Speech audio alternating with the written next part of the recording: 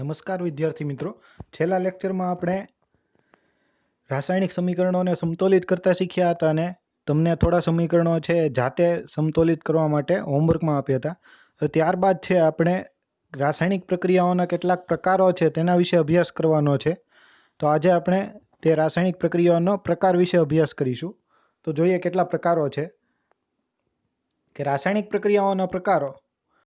તો કે ધોરણ 9માં આપણે શીખી ગયા કે કોઈ પણ રાસાયણિક પ્રક્રિયા દરમિયાન કોઈ એક તત્વના પરમાણુઓનું રૂપાંતર અન્ય તત્વના પરમાણુઓમાં થતું નથી. એટલે કે હાઇડ્રોજન છે તો હાઇડ્રોજનમાંથી હિલિયમ બનતો નથી, અથવા તો એવી રીતે સોડિયમમાંથી મેગ્નેશિયમ નથી બનતો કે મેગ્નેશિયમમાંથી સોડિયમ નથી બનતો.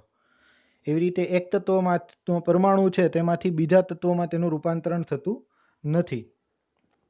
તેમજ પરમાણુઓ મિશ્રણમાંથી અદૃશ્ય થઈ જાય અથવા તો બહારથી ગમે ત્યાંથી મિશ્રણમાં દાખલ થઈ જાય તેવું પણ બનતું નથી. એટલે કે આપણે જોયું હતું કે રાસાયણિક પ્રક્રિયા સમીકરણ છે ને સમતોલિત શા માટે કરવું જોઈએ. તો કે નિપજ અને પ્રક્રિયક કે બંનેમાં પરમાણુઓની સંખ્યા છે સમાન હોવી જોઈએ. કોઈ નવો પરમાણુ છે પ્રક્રિયામાં દાખલ નહીં થાય, એટલે કે નવો કોઈ પરમાણુ સર્જન નહીં થાય કે તે પ્રક્રિયામાં છે તેમાંથી કોઈ પરમાણુનો વિનાશ નહીં થાય. ફક્ત બે પરમાણુઓ જોડાય અને નવું સંયોજન બનાવી શકે છે. ખરેખર રાસાયણિક પ્રક્રિયાઓમાં પરમાણુઓ વચ્ચે બંધો તૂટીને તેમજ બંધો બનીને નવા પદાર્થો બને છે. જેવી રીતે આપણે પ્રક્રિયા કરી હતી કે મેગ્નેશિયમ અને ઓક્સિજન એ બંને સંયોજાય અને શું બનાવે છે તો કે મેગ્નેશિયમ ઓક્સાઇડ બનાવે છે. એટલે 2Mg plus O2 which gives 2MgO. તો 2Mg જે હતા તો મેગ્નેશિયમ વચ્ચેનો બંધ છે એ તૂટશે, અને એવી રીતે ઓક્સિજનના બે અણુઓ છે તેમની વચ્ચે તેઓ છૂટા પડશે અને મેગ્નેશિયમ સાથે જોડાય અને નવો બંધ બનાવીને MgO બનાવે છે, એટલે કે મેગ્નેશિયમ ઓક્સાઇડ બનાવે છે. આવી રીતે પ્રક્રિયકોના પરમાણુઓ છે તેમની વચ્ચેનો બંધ તૂટે છે અને નિપજના પરમાણુઓમાં શું થાય છે તો કે એ જ પરમાણુઓ જે ત્યાં બંધ તૂટ્યા હતા એમાંથી અલગ પરમાણુઓ સાથે નવા બંધ બનાવે છે અને નિપજના અણુઓ છે બને છે. પરમાણુઓ વચ્ચે બનતા બંધોના પ્રકાર વિશે તમે પ્રકરણ 3માં અને 4માં અભ્યાસ કરશો. આ બધા બંધો કયા પ્રકારના હોય છે એનો અભ્યાસ આપણે હવે આગળના ત્રીજા અને ચોથા ચેપ્ટરમાં આપણે તેનો અભ્યાસ કરીશું. અત્યારે ફક્ત અહીંયા રાસાયણિક પ્રક્રિયાઓ છે તેના પ્રકારોનો અભ્યાસ કરીએ. તો પ્રશ્ન શું પૂછાય તો કે રાસાયણિક પ્રક્રિયાઓના પ્રકારો જણાવો. કેટલી રાસાયણિક પ્રક્રિયાઓ અહીંયા થાય છે એના પ્રકાર જણાવો એમ પૂછે.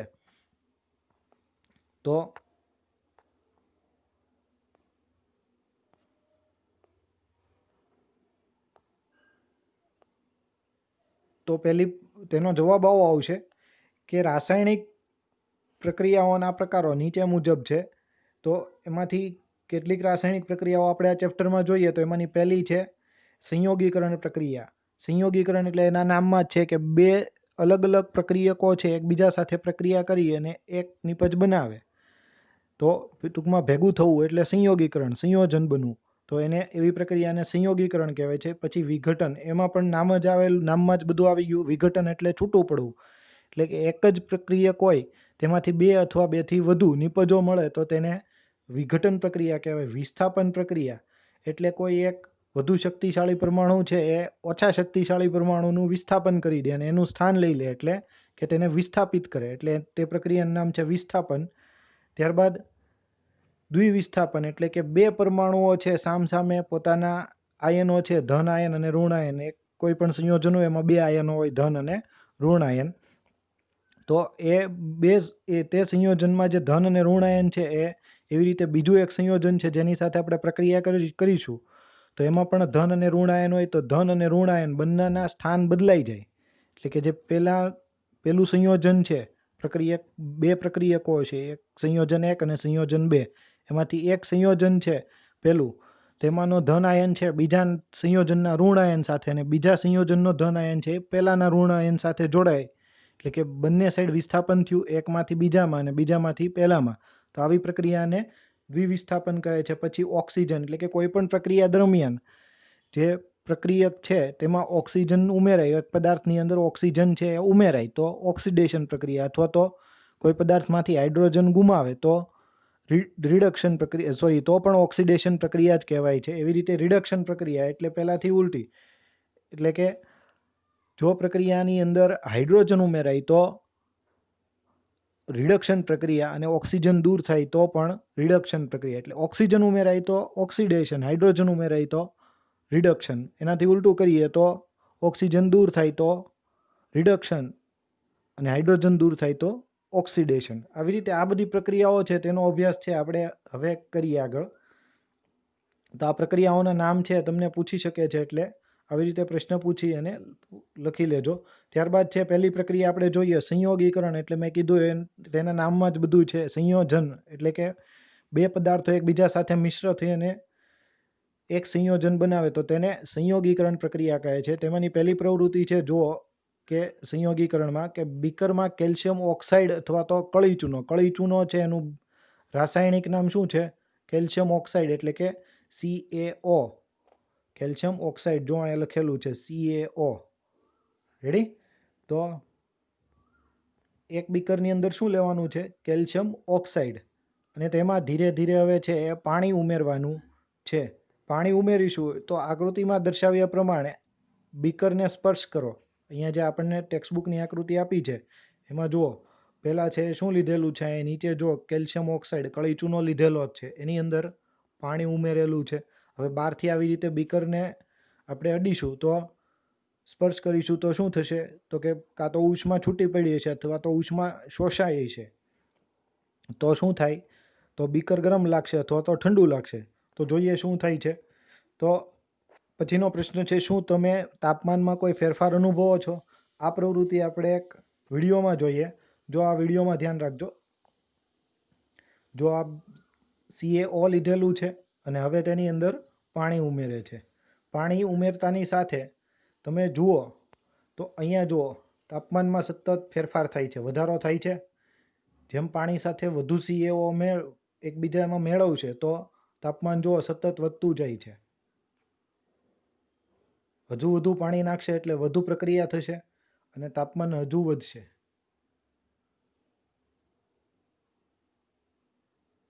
અને આવી રીતે છે એ ઉષ્મા છૂટી પડે છે. બહારથી જો તમે બીકરને અહીંયા આવી રીતે અડશો, આ તો આપણે સિરામિકના બાઉલની અંદર પ્રક્રિયા કરી. જો આવી રીતે તમે બહારથી બીકરમાં પ્રક્રિયા કરી હોય અને અડો તો તમને છે બીકર કેવું લાગશે? ગરમ લાગશે. ફરી એક વખત જોઈ લો પ્રવૃત્તિ. આ CaO લીધેલું છે અને તેમાં પાણી ઉમેરે છે. તો મીટરમાં તમે જોઈ શકો છો તાપમાનમાં સતત વધારો થાય છે.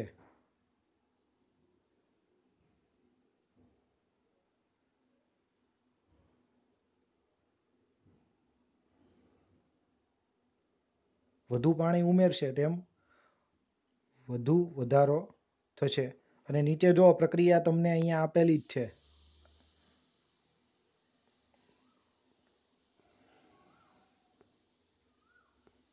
તો આ પ્રક્રિયા છે, આ ઉદાહરણ છે સંયોગીકરણ પ્રક્રિયાનું છે કે જેની અંદર કેલ્શિયમ ઓક્સાઇડ અને પાણી બંને એકબીજા સાથે મિશ્ર થાય છે. અને શું બનાવે છે જોઈએ તો કે કેલ્શિયમ ઓક્સાઇડ ખૂબ જ જોશથી પાણી સાથે પ્રક્રિયા કરી અને ફોડેલો ચૂનો એટલે કેલ્શિયમ હાઇડ્રોક્સાઇડ બનાવે છે અને તેને પુષ્કળ પ્રમાણમાં છે ઉષ્મા ઉત્પન્ન કરે છે.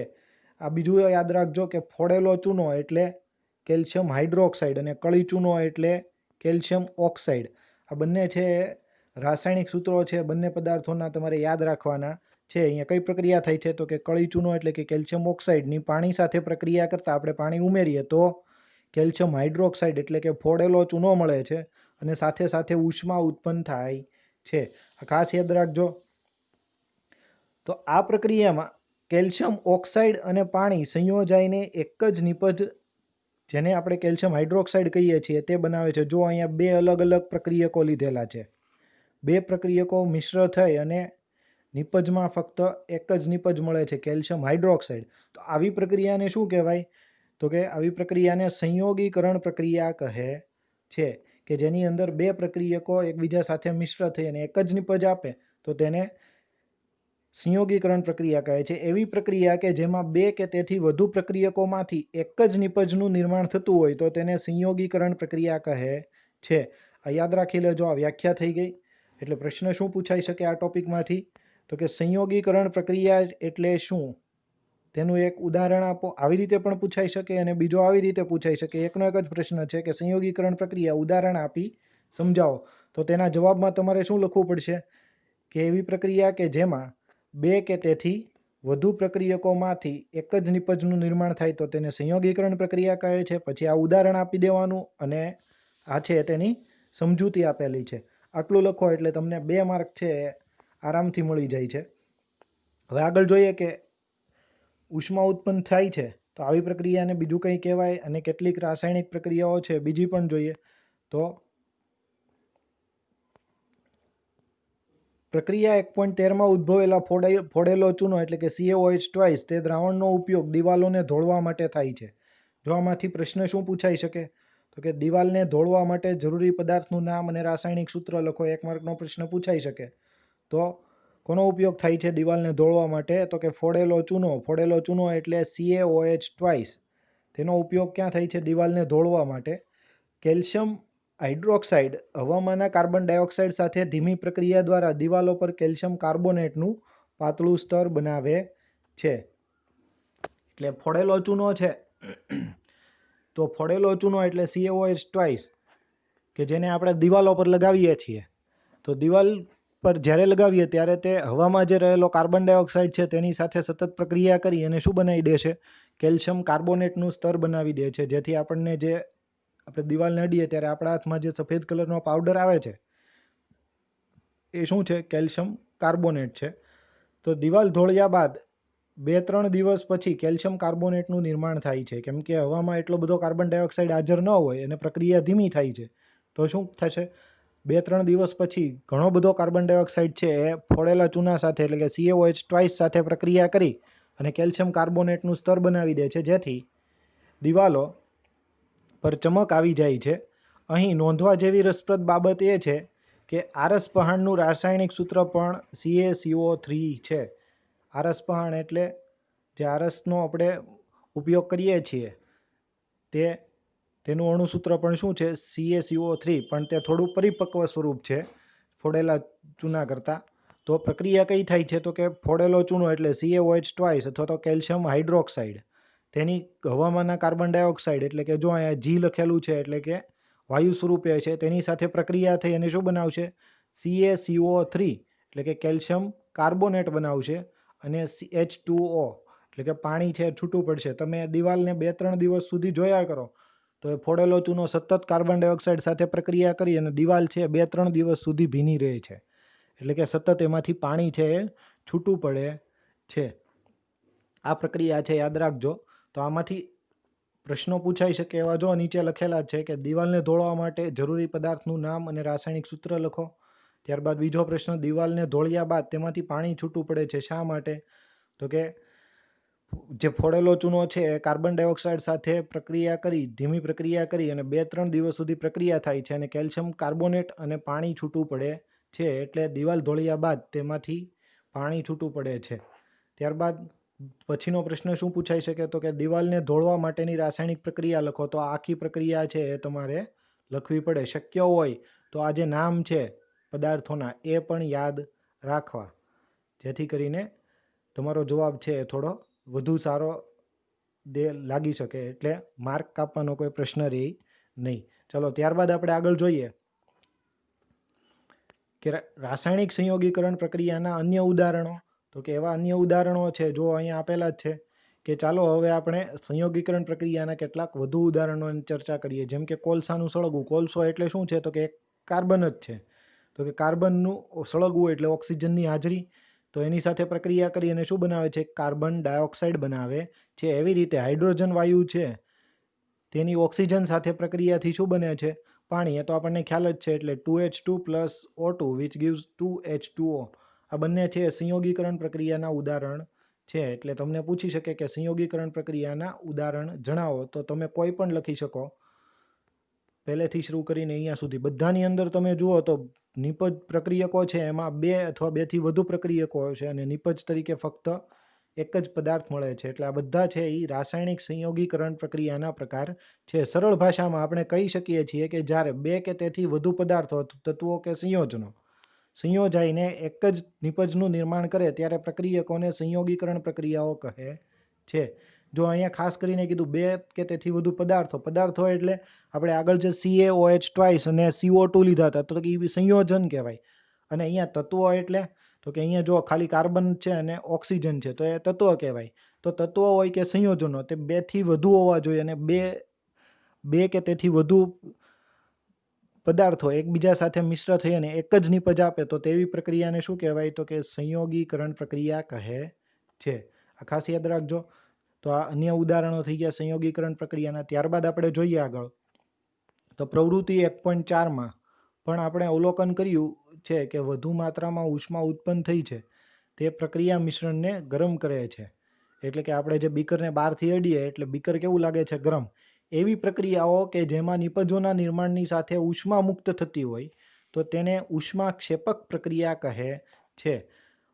ઉષ્મા ઉત્પન્ન થતી હોય એટલે આપણને પ્રક્રિયા દરમિયાન ઉષ્મા મળતી હોય તો તેને ઉષ્માક્ષેપક પ્રક્રિયા કહે છે. યાદ રાખજો, આ વ્યાખ્યા છે તેમાં પણ 2 માર્કનો પ્રશ્ન પૂછી શકે કે ઉષ્માક્ષેપક પ્રક્રિયા એટલે શું અને એક ઉદાહરણ આપો. તો તેના માટેનો જવાબ થશે કે જે રાસાયણિક પ્રક્રિયા દરમિયાન નિપજ સાથે ઉષ્મા પણ મુક્ત થતી હોય તો તેવી રાસાયણિક પ્રક્રિયાને ઉષ્માક્ષેપક રાસાયણિક પ્રક્રિયા કહે છે. અને તેનું ઉદાહરણ જુઓ અહીં આપેલું છે મિથેન. CH4 એટલે મિથેન વાયુ છે. કુદરતી વાયુ એટલે કુદરતી વાયુ તરીકે મિથેન લઈએ છીએ CH4. તેનું ઓક્સિજન સાથે પ્રક્રિયા થાય. સળગવું એટલે ઓક્સિજન સાથે પ્રક્રિયા થાય અને શું થાય છે? CO2 અને પાણી બંને છૂટા પડે છે. પાણી એટલે કે વરાળ સ્વરૂપે છૂટું પડશે H2O. રેડી? એટલે આ થઈ ગયો પ્રશ્ન કે ઉષ્માક્ષેપક પ્રક્રિયા એટલે શું અને તેનું ઉદાહરણ આપો. તો વ્યાખ્યા લખવાની છે અને એક આવી રીતે ઉદાહરણ આપી દેવાનું છે. ત્યારબાદ જોઈએ આગળ. તો આ પ્રશ્ન ખાસ ઇમ્પોર્ટન્ટ છે. ઘણા બધા પેપર સેટમાં ગયા વર્ષે હતો તો પૂછાવાની શક્યતાઓ વધુ છે. શું તમે જાણો છો કે શ્વસન એ ઉષ્માક્ષેપક પ્રક્રિયા છે? તો જોઈએ કેવી રીતે. તો કે આપણે સૌ જાણીએ છીએ કે જીવવા માટે આપણને ઉર્જાની જરૂર પડે છે. આપણે જે ખોરાક ખાઈએ છીએ તેમાંથી આપણને આ ઉર્જા મળે છે. પાચન દરમિયાન ખોરાક વધુ સરળ પદાર્થોમાં વિભાજિત થાય છે. ઉદાહરણ તરીકે ભાત, બટાકા અને બ્રેડ છે તેમાં રહેલો કાર્બોદિત પદાર્થ છે તે વધુ હોય છે. આ કાર્બોદિત પદાર્થોનું વિભાજન થઈ અને શું બને છે? ગ્લુકોઝ. આપણે આગળ 6થા ચેપ્ટરમાં જોઈશું પાચનમાં કે કાર્બોદિત પદાર્થો છે તેનું વિભાજન થઈ અને શું બને છે? ગ્લુકોઝ. હવે તો કે આ ગ્લુકોઝ છે તે આપણા શરીરના કોષોમાં રહેલા ઓક્સિજન સાથે સંયોજાય અને ઉર્જા પૂરી પાડે છે. અને આ પ્રક્રિયાનું વિશિષ્ટ નામ છે એ શ્વસન છે અને જેનો અભ્યાસ આપણે પ્રકરણ 6માં કરવાનો છે. તો ત્યારે કઈ પ્રક્રિયા થાય છે? તો કે પહેલાં તો આપણે જે ભાત, બટાકા અને બ્રેડ ખાઈએ છીએ તેમાંથી જે કાર્બોદિત પદાર્થો છે તેનું વિભાજન થઈ અને શું બને છે? ગ્લુકોઝ. હવે ગ્લુકોઝની સાથે ઓક્સિજન પ્રક્રિયા કરી અને શું બને? ગ્લુકોઝનું અણુસૂત્ર છે C6H12O6. યાદ રાખજો, ગ્લુકોઝનું અણુસૂત્ર છે C6H12O6. તેની ઓક્સિજન સાથે પ્રક્રિયા એટલે કે જે ઓક્સિજન આપણે શ્વાસ દ્વારા લીધો છે તે દરેક કોષ સુધી પહોંચશે તો તે ઓક્સિજન આ ગ્લુકોઝ સાથે પ્રક્રિયા કરશે અને શું બનાવશે? તો કે 6CO2 + 6H2O પાણી છૂટું પડશે અને એની સાથે ઉર્જા છૂટી પડશે જે દરેક કોષને પોતાનું કાર્ય કરવા માટે જરૂરી છે. તો આ પ્રશ્ન છે ઇમ્પોર્ટન્ટ છે, ખાસ યાદ રાખજો કે શ્વસન એ ઉષ્માક્ષેપક પ્રક્રિયા છે, સમજાવો. આવી રીતે પ્રશ્ન પૂછાઈ શકે. જો અહીંયા મેં લખેલો જ છે કે શ્વસન એ ઉષ્માક્ષેપક પ્રક્રિયા છે, સમજાવો. અને બીજો એવું ઉદાહરણ છે કે વનસ્પતિ દ્રવ્યનું વિઘટન થઈ ખાતર બનવું તે પણ ઉષ્માક્ષેપક પ્રક્રિયાનું ઉદાહરણ છે. કેમ કે ત્યારે તેનું વિઘટન થશે ત્યારે તેમાંથી પણ ઉર્જા છે, ઉષ્મા છે એ છૂટી પડે છે એટલે એ પણ છે ઉષ્માક્ષેપક પ્રક્રિયાનું ઉદાહરણ છે. પ્રવૃત્તિ 1.1માં થતી પ્રક્રિયાનો પ્રકાર ઓળખો અને તેમાં નિપજ નિર્માણ સાથે ઉષ્મા ઉદ્ભવે છે. એટલે કે મેગ્નેશિયમ વાળી જે પ્રવૃત્તિ હતી, મેગ્નેશિયમની ઓક્સિજન સાથેની પ્રક્રિયા, તો એમાં પણ છે ઉષ્મા ઉત્પન્ન થાય છે. તો આ બધી પ્રક્રિયાઓ છે એમાંથી ખાસ કરીને યાદ રાખજો સંયોગીકરણ. ને સંયોગીકરણમાં પાછું આપણે બીજો એક ટોપિક જોયો ઉષ્માક્ષેપક પ્રક્રિયાઓ. અને શક્ય હોય તો જે પ્રશ્નો મેં નીચે અહીંયા લખી દીધેલા છે તમને એ પ્રશ્નો ખાસ કરીને ટેક્સ્ટબુકમાંથી શોધીને લખો અને પાકા કરો તો તમારે જ્યારે સ્કૂલ ચાલુ થાય ત્યારે એકસાથે બર્ડન ન થાય, એકસાથે તૈયારી ન કરવી પડે. હવે આપણે આગળ જે કેટલીક રાસાયણિક પ્રક્રિયાના સમીકરણો છે સમતોલિત કરતા શીખ્યા હતા, એમાંથી સ્વાધ્યાયના 2 પ્રશ્નો છે એ સોલ્વ કર્યા હતા. હવે ત્યારબાદ હજી એક પ્રશ્ન છે એ તમને અહીંયા સમીકરણ છે સોલ્વ કરીને આપું છું, સમતોલિત કરીને આપું છું. તમારે દરેક સોપાનનો ઉપયોગ કરી અને જવાબ લાવવાનો પ્રયત્ન કરવાનો છે. જુઓ કે પહેલી પ્રક્રિયા છે કે નીચે આપેલ રાસાયણિક પ્રક્રિયાઓ માટે સમતોલિત રાસાયણિક સમીકરણો લખો. તો પ્રક્રિયા કોની કોની વચ્ચે કરવાની છે? તો કે કેલ્શિયમ હાઇડ્રોક્સાઇડ કે CaOH ટ્વાઇસ અને કાર્બન ડાયોક્સાઇડ એટલે CO2 આ વચ્ચે પ્રક્રિયા થઈ અને કેલ્શિયમ કાર્બોનેટ અને પાણી મળે છે, એટલે કે CaCO3 એટલે કેલ્શિયમ કાર્બોનેટ અને પાણી એટલે H2O. તો હવે આ પ્રક્રિયા છે એ સમતોલિત સમીકરણ જ છે. આ પ્રક્રિયા સમીકરણ છે સમતોલિત છે, કેમ કે પ્રક્રિયક અને નિપજમાં પરમાણુઓની સંખ્યા જોઈએ તો એ સરખી જ છે. જુઓ કે કેલ્શિયમ છે પ્રક્રિયકમાં 1 છે તો નિપજમાં પણ 1 છે. ઓક્સિજન કેટલા છે? તો કે 2 એકા 2 અને બીજા 2 એટલે 4, એટલે અહીંયા 3 ઓક્સિજન અને અહીંયા 1 એટલે નિપજમાં પણ 4. પરંતુ હવે હાઇડ્રોજનની વાત કરીએ તો 2 હાઇડ્રોજન છે 1 ગુણ્યા 2 એટલે 2 એકા 2 હાઇડ્રોજન અને અહીંયા પણ 2 હાઇડ્રોજન, એટલે આ સમીકરણ જે આપણને મળ્યું છે સમતોલિત છે. તો સમતોલિત કરવાની જરૂર છે નહીં. તમને ખ્યાલ હોય કે આ સમતોલિત છે તો કોઈ જરૂર નથી. પરંતુ હવે બીજું જોઈએ તો zinc plus silver nitrate, zinc એટલે Zn અને સિલ્વર નાઇટ્રેટ એટલે AgNO3, તેમાંથી શું મળે છે? ઝિંક નાઇટ્રેટ અને સિલ્વર એટલે ZnNO3 ટ્વાઇસ અને Ag એટલે સિલ્વર. તો હવે આ સમીકરણ સમતોલિત છે નહીં. અહીંયા જો હજુ મેં 2 છે એ ગુણાકારમાં લેવાનું નથી કીધું, ખાલી તમારે AgNO3 છે ધ્યાનમાં લેવાનું છે. પછી મેં સમીકરણ તમે દરેક સોપાનોનો ઉપયોગ કરી અત્યારે ખાલી શું ધ્યાનમાં લેવાનું? તો કે ઝિંક એટલે Zn, ZnNO3 ટ્વાઇસ અને Ag, આટલું ધ્યાનમાં લેવાનું છે. દરેક સોપાનનો ઉપયોગ કરી અને સમતોલિત સમીકરણ તમે મેળવશો એટલે તમને આ જવાબ સ્વરૂપે છે આ સમીકરણ મળશે. એ તમારે જાતે કરવાનું છે. ત્યારબાદ તો aluminium plus copper chloride, aluminium એટલે Al અને કોપર ક્લોરાઇડ એટલે CuCl2, એમાંથી શું મળે છે? એલ્યુમિનિયમ ક્લોરાઇડ એટલે AlCl3 અને કોપર એટલે કે Cu મળે છે. હવે આપેલું જે સમીકરણ છે એ સમતોલિત સમીકરણ છે, એટલે તમારે છે ખાલી એલ્યુમિનિયમ Al, CuCl2, AlCl3 અને Cu આટલું લઈ અને દરેક સોપાનનો ઉપયોગ કરી સમીકરણ છે સમતોલિત કરવાનું છે. ત્યારબાદ ચોથું સમીકરણ જોઈએ તો બેરિયમ ક્લોરાઇડ અને પોટેશિયમ સલ્ફેટ બંને વચ્ચે પ્રક્રિયા થાય છે. બેરિયમ ક્લોરાઇડ એટલે BaCl2 અને પોટેશિયમ સલ્ફેટ એટલે K2SO4, તેમની વચ્ચે પ્રક્રિયા થઈને શું બને છે? બેરિયમ સલ્ફેટ અને પોટેશિયમ ક્લોરાઇડ, એટલે કે બેરિયમ સલ્ફેટ એટલે BaSO4 અને પોટેશિયમ ક્લોરાઇડ એટલે KCl. આ સમીકરણ મેં સમતોલિત કરીને આપેલું છે. તમારે સમતોલિત કરતા દરેક સોપાનનો ઉપયોગ કરી અને જાતે શીખવાનું છે. અને સમીકરણ અણુસૂત્રો કેવી રીતે બનાવાય મેં તમને પહેલાં પણ શીખડાવેલું છે, હજી એકવાર શીખડાવી દઉં. તો જુઓ અહીંયા કેવી રીતે બનશે? તો કે અહીંયા આપણે વાત કરીએ કોપર ક્લોરાઇડની. તો કોપર છે એટલે કે Cu અને 9માનું કોષ્ટક યાદ રાખવાનું છે, મેં કીધેલું છે. તો કોપરની સંયોજકતા કેટલી છે? તો કે 2. તો આપણે અહીંયા 2 લખીએ. પછી ક્લોરાઇડ, ક્લોરાઇડ એટલે Cl, Clની સંયોજકતા કેટલી છે? 1. અહીંયા શું કરી દેવાનું છે? આવી રીતે ક્રોસમાં ગુણી અને સમીકરણ લખવાનું છે. તો કોપર કેટલા આવશે? ધન આયન આપણે હંમેશા ડાબી બાજુ પહેલો લખીએ છીએ, એટલે કે પહેલું આવશે કોપર. Cu 1 જ છે અને ક્લોરીન કેટલા લેવાના છે એની સામે? તો કે 2 એટલે Cl2. આ થઈ ગયું કોપર ક્લોરાઇડનું અણુસૂત્ર. ચલો આવી રીતે હજુ એક તમને શીખડાવું તો એલ્યુમિનિયમ ક્લોરાઇડની વાત કરીએ આપણે. એલ્યુમિનિયમ ક્લોરાઇડ તેની વાત કરીએ તો એલ્યુમિનિયમ એટલે Al, એની સંયોજકતા કોષ્ટકમાં જોઈ લેજો, 9માનું જે કોષ્ટક છે એમાં. તો કેટલી છે? તો કે 3. અને ક્લોરાઇડ એટલે Cl, તેની સંયોજકતા 1. આ બંનેને ક્રોસમાં ગુણી અને લખીએ તો આવો જવાબ મળે કે એલ્યુમિનિયમ એટલે ધન આયન પહેલાં લખીએ ડાબી બાજુ, એટલે એલ્યુમિનિયમ 1 આવશે એટલે Al, અને ક્લોરીન કેટલા આવશે? તો કે 3 આવશે તો Cl3. જો તો એલ્યુમિનિયમ ક્લોરાઇડનું અણુસૂત્ર શું થાય? AlCl3, જે અહીંયા દર્શાવેલું છે. જો AlCl3 અને કોપર ક્લોરાઇડનું CuCl2. આવી રીતે હજુ કહું છું કે 9મું ધોરણ છે તેનું પુસ્તક છે એ ખાસ યાદ રાખી લેજો, તો તમને છે એ વધુ સરળતાથી અણુસૂત્રો બનાવતા આવડશે. તો આજે આપણે અહીંયા સુધી રાખીએ. સંયોગીકરણ પ્રક્રિયા એક પ્રકાર, આપણે રાસાયણિક પ્રક્રિયાનો એક પ્રકાર શીખ્યા. હવે વિઘટન પ્રક્રિયા છે એ નેક્સ્ટ લેક્ચરમાં જોઈશું. ત્યાં સુધી તમે આ પ્રક્રિયાઓ છે સમીકરણ સોલ્વ કરવાનો પ્રયત્ન કરજો અને આ પ્રશ્નો છે એ બધા સોલ્વ યાદ રાખવાના અને લખવાનો પ્રયત્ન કરજો.